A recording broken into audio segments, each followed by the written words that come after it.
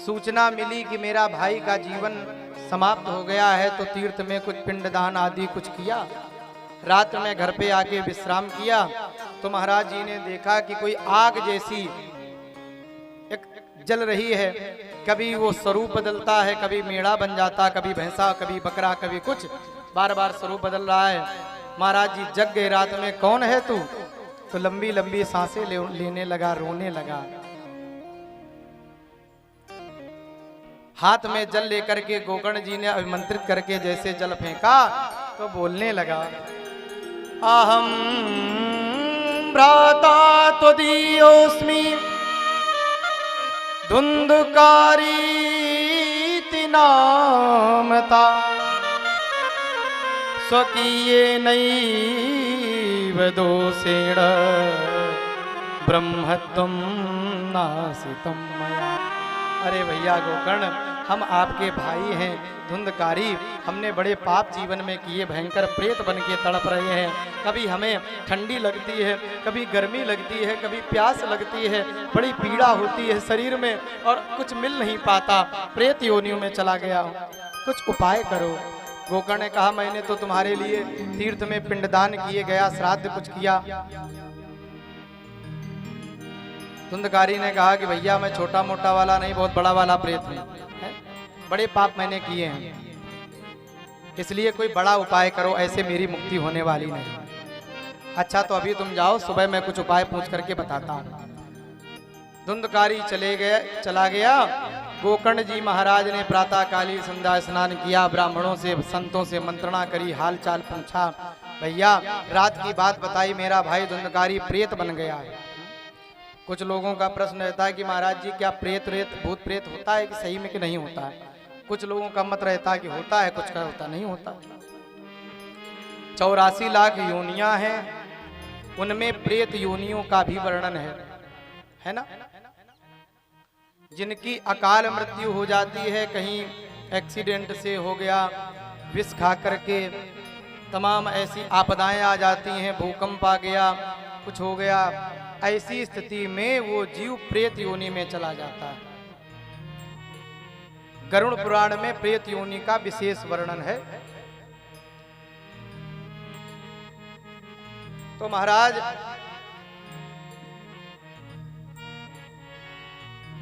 और एक बात, हम लोगों ने तुलसीदास जी महाराज का चरित्र पढ़ा है। भगवान राम के दर्शन के बड़े लालायित हैं, है ना। तुलसीदास जी की जीवनी हम लोगों ने पढ़ी है। असौच का वो जल एक पेड़ के नीचे डाल देते थे तुलसीदास जी, और उस पेड़ में एक प्रेत रहता था, और वो प्रेत प्रकट हो गया। तुलसीदास जी से पूछा क्या चाहते हो? आजकल के लोग होते तो बहुत सारा धन संपत्ति मांग लेते, प्रेत आ क्या कुछ भी दे सकता है, लेकिन महाराज जी ने कहा कि हमें भगवान राम के दर्शन करने हैं।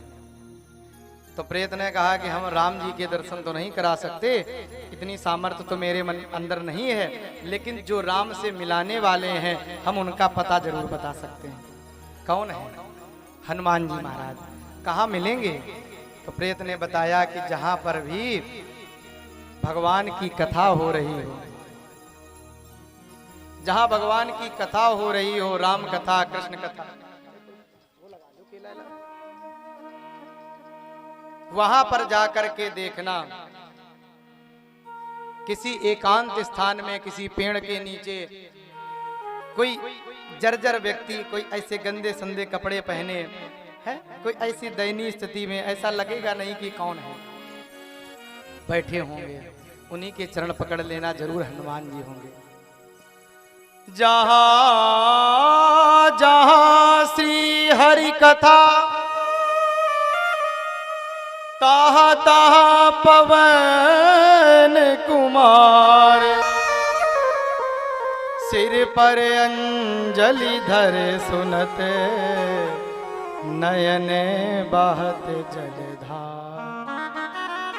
जहाँ भगवान की कथा होगी वहाँ हनुमान जी जरूर होंगे, है? और कोई वीआईपी व्यवस्था में नहीं बैठते, किसी पेड़ के किनारे किसी ओट के किनारे ऐसे किसी एकांत में बैठ करके आंखों से आंसू बहते हुए महाराज जी के हैं अपने राम के, अपने श्याम के, अपने भगवान के याद में रो करके कथा सुनते। तुलसीदास जी ने वही किया। कथा हो रही थी, लोग आते थे, रोज देखते थे जाकर के कि पांडाल में बड़ी भीड़ है, लोग आते हैं जाते हैं और सबको बड़े ध्यान से देखते हैं। और एक दिन देखा कि सबसे लास्ट में किनारे में कोई एक बूढ़ा व्यक्ति हाथ में लकड़ी लिए हुए, गंदे संदे कपड़े मैले कुचेले पहने हुए, और जब कथा होती है आंखों से झरझर करके आंसू बहते हैं। और जैसे तुलसीदास जी ने देखा तो जान गए, और जैसे कथा विराम हुई सब जाने लगे, जा करके तुलसीदास जी ने उनके चरण पकड़ लिए। मैं जान गया आप कौन हो। हनुमान जी ने देखा जो वृद्ध वेश बना करके आए, अरे कौन हो भैया, मेरे चरण क्यों पकड़े हो? कौन हूं मैं? आप कोई और नहीं, भगवान राम के अनन्य सेवक हनुमान जी हो। क्या चाहते हो? प्रभु का दर्शन करना चाहते हो। तो हनुमान जी महाराज बड़े प्रसन्न हुए और फिर उन्होंने चित्रकूट का पता बताया। राम लक्ष्मण का दर्शन तुलसीदास जी को चित्रकूट में।